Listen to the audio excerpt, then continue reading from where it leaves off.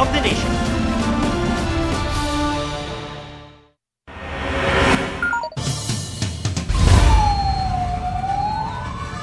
Makapal na usok ang bumalot sa residential area na yan sa Lapu-Lapu City sa Cebu. Nasa 12 bahay ang nasunog ayon sa CDRRMO. Mahigit 100 residente ang inilikas. Patuloy pang inaalam ang sanhi ng sunog. Sa Bulacan, nasawi ang magkapatid na menor de edad at pinsan nilang 1 taong gulang matapos matrap sa bahay nilang nasunog. Bago lumaki ang apoy, nakita umanong nagliyab ang isang extension wire sa loob ng bahay. Inabot ng kalahating oras bago naapula ang sunog. It's been raining in Manila at asahang dadalas yan ngayong ayon sa Pag-asa, habagat season na. Pero sa Pasay City, hindi lang maulan, naging maalikabok pa. May report si Tina Panganiban Perez. Nabagsakan ng mga sanga ang bubong ng tindahang ito sa Tupi, South Cotabato.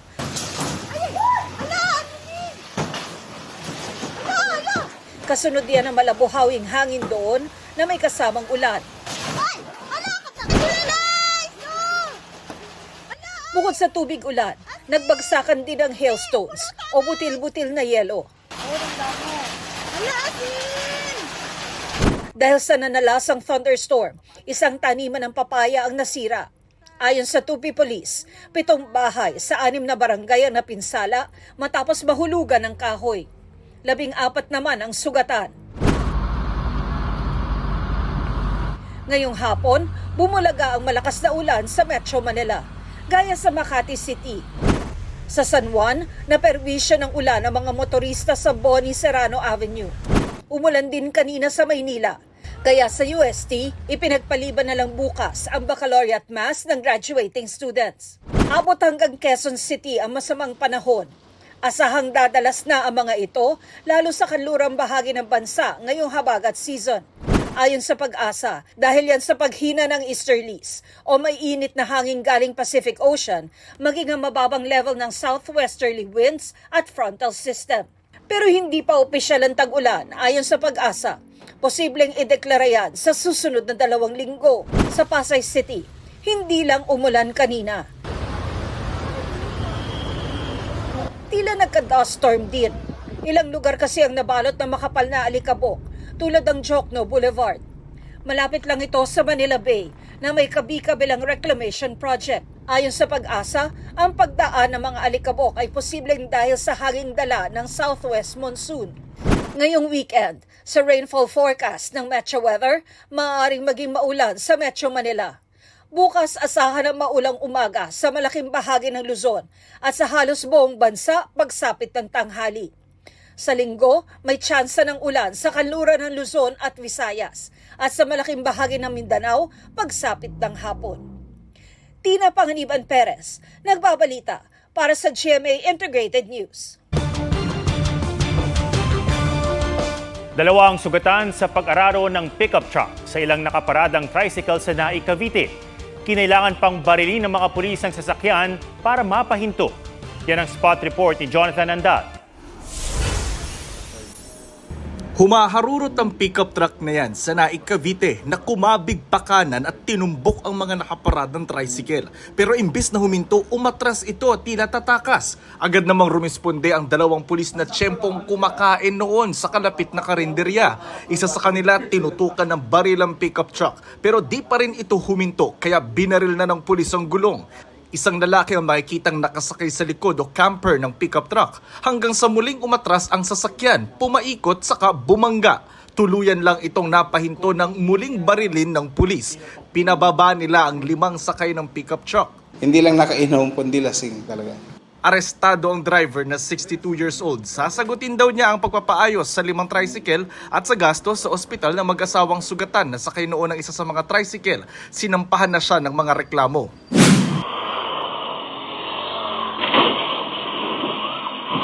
Sa Labo, Camarines Norte, isang delivery truck ang tumagilid matapos sumalpok sa kasalubong na kotse. Gate ng truck driver, kinain ng kotse ang linya niya kaya napakabig siya sa manibela. Ligtas ang truck driver at pahinante niya. Sugatan at dinala sa ospital ang mga sakay ng kotse. Patuloy ang investigasyon sa disgrasya. Jonathan Andal, nagbabalita para sa GMA Integrated News. Hiling ng byuda ng napaslang na si dating Negros Oriental Governor Roel Legamo na pabilisin ang paglilitis at pagresolba sa kaso ng pagpatay. Ngayong hawak na ng NBI ang inaakusahang mastermind na si dating Congressman Arnie Teves. May report si Salima Refran. Pasado alas 11 kagabi, lumapag sa Villamor Air Base sa Pasay ang eroplanong lulan si dating Congressman Arnie Teves. Bantay sarado siya, naka-bulletproof vest, Kevlar helmet at nakaposas nang dalhin sa NBI sa Pasay, kung saan siya sumalang sa medical check-up, booking procedures at kinuna ng mugshot. Si Teves ang tinuturong nagpapatay kay dating Negros Oriental Governor Roel Legamo at siyam na iba pa noong March 4, 2023. Idinadawit din siya sa iba pang pagpatay sa probinsya. Nang iharap siya ng NBI sa media kaninang umaga, sinabi ni Teves na gusto na niyang tapusin ang mga kaso laban sa kanya. At least, maano na rin, matapos na rin. Dahil kahit nung nandun ako, inisip ko, kung hindi man ako umuwi, haharapin, kailangan pa rin ito matapos eh. Ikinagulat daw niya ang pag-aresto sa kanya, lalo't meron pa siyang application for asylum. Of course, malungkot ako dahil, syempre, makukulong ako. Kahit hindi pa, di ba, dito kasi makukulong ka kahit hindi ka pa convicted, no? Sa pakikipag-usap nga ng ating presidente, Pangulong Bongbong Marcos, sa presidente ng Timor-Leste, na pag-isip-isip nila na oo nga, si Congressman Teves has been staying in the country, in their country for 2 years na undocumented. So tapos na-realize din siguro nila that Congressman Teves is facing several crimes before our court here. Para mapadeport at maibalik sa Pilipinas si Teves, may mga kondisyong inilatag ang Timor-Leste. Kabilang sa nakasaad sa Certificate of Handover, hindi dapat masentensyahan si Teves ng death penalty. Hindi dapat makaranas ng torture. Kailangan may access sa kanyang abogado o pangangailangang medikal. Dapat patas at isinasa publiko ang paglilitis at hindi politically motivated. Yun naman ang legal system natin. We told them that already. That's why they put it there. So there was nothing new in that document. Dinala na si Teves sa NBI detention facility sa loob ng New Bilibid Prison. Doon muna siya hanggat walang commitment order ang korte. Si incoming Congresswoman Janice Legamo umaasang magkakaroon ng marathon hearings para sa kasong pagpatay sa kanyang asawa. Yung ibang kaso po ng murder, katulad ng nangyari sa Ampatuan case, it took them 10 years para po mailabas yung decision ng court, and that will be a very long wait. Kaya tinitignan namin yung angles na kung saan pwedeng mas mapabilis po yung paglilitis. Sa ngayon, umiiral pa rin ang freeze order sa mga ari-arian at bank account ni Teves bilang designated terrorist ng Anti-Terrorism Council. Salima Refran, nagbabalita para sa GMA Integrated News.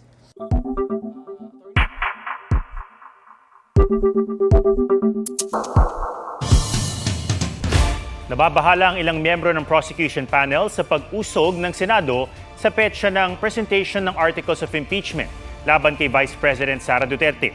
Tingin ni incoming party list Representative Laila De Lima, baka hakbang ito para hindi matuloy ang impeachment trial. Tinatanggap naman ni Congressman Lorenz Defensor ang pagbibigay prioridad ng Senado sa mga nakabinding panukala bago mag-adjourn ang 19th Congress sa June 14. Pero di raw maganda sa demokrasya at himahin ng Senado ang delay sa impeachment trial. Si Senate Minority Leader Coco Pimentel kine-question kung bakit nagbago na naman ang schedule, gayong base raw sa rules of impeachment, kapag nagsabay ang impeachment at legislative matters, mas prioridad dapat ang impeachment. Sinusubukan pa ng GMA Integrated News na makuha ang panig ni Senate President Cheese Escudero. Gumawa nito. DOH nilinaw na wala pang naitala sa Pilipinas na Mpox Clade 1B, ang variant na may public health emergency na international concern. Ayon kay Health Secretary Ted Arbosa, tanging Mpox Clade 2 na milder variant ang nasa Pilipinas ngayon. Sa Iloilo, nakarecover na ang isang pasyenteng nagpositibo sa Mpox. Sa Cotabato, ipinatupad naman ang mandatory na pagsusuot ng face mask sa mga ospital para maiwasan ang pagkalat ng Mpox.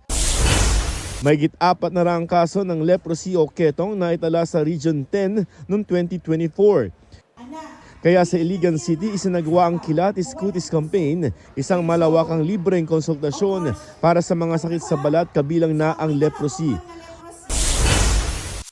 Minor phreatic eruption na itala sa Bulkan Taal kagabi.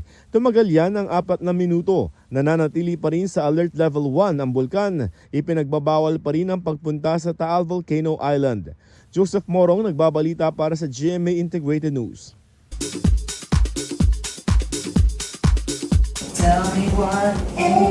New parents na sina Megan Young at Micael Daez. 90s hit song ang panglalabay sa kanilang baby. That is what you call beautiful singing. Vintage music. Christine Julian o CJ Opiaza, kokoronahan bilang bagong Miss Grand International sa June 3 sa Bangkok, Thailand. Si CJ ang first runner-up at hahalili sa nag-resign na si Rachel Gupta ng India. Bago yan, rumampa si CJ sa Grand Santa Cruzan ng Padaraw Festival sa Bulan, Sorsogon.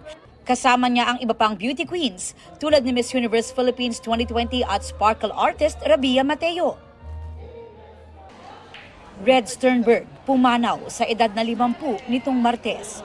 Kinumpirma yan ng kanyang misis na si Sandy. Ngayon dapat ang sanay 51st birthday ng dating aktor. Hindi idinitalye ang dahilan ng pagpanaw ni Red. Hiling nila ay dasal at privacy sa panahon ng kanilang pagluluksa. Nakilala si Sternberg sa 90s Kapuso youth-oriented show na TGIS bilang si Kiko. Sa Instagram post ng direktor ng show na si Direk Mark Reyes, heartbroken daw ang buong TGIS barkada. Gaya ni Rica Peralejo na dati rin niyang naging partner on and off screen. Shara Soto, Angelo De Leon at Michael Flores. Aubrey Carampel nagbabalita para sa GMA Integrated News.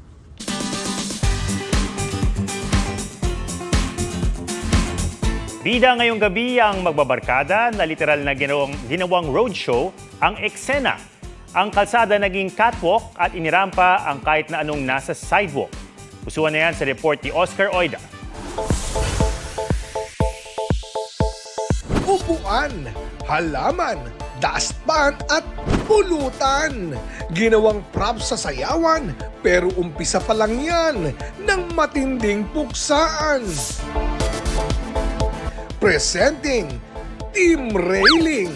Barikada ba naman ang nirampa? Nauwi na ang gimmick sa National Costume Competition. Push kung push sa pagkakwela. Push cart ang eksena. Cartriona in pares? Hala, halaman ang dala. Nagsanga-sanga na nga ang katatawanan dahil sa mga bit-bit nila. Ang paandar na mga magkakaibigang yan sa Blooming Treat, Maynila, di na raw bago. No plants were harmed daw.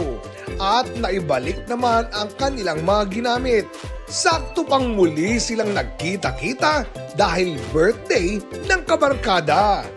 Pagkikitang di kumpleto kung walang umiiyak sa kakatawa. Oscar Oida nagbabalita para sa GMA Integrated News.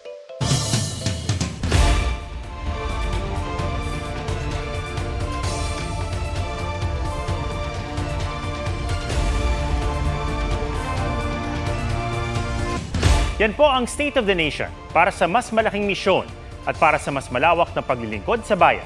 Ako si Ato Maraulio mula sa GMA Integrated News, ang News Authority ng Pilipino. Huwag magpahuli sa mga balitang dapat niyong malaman. Mag-subscribe na sa GMA Integrated News sa YouTube.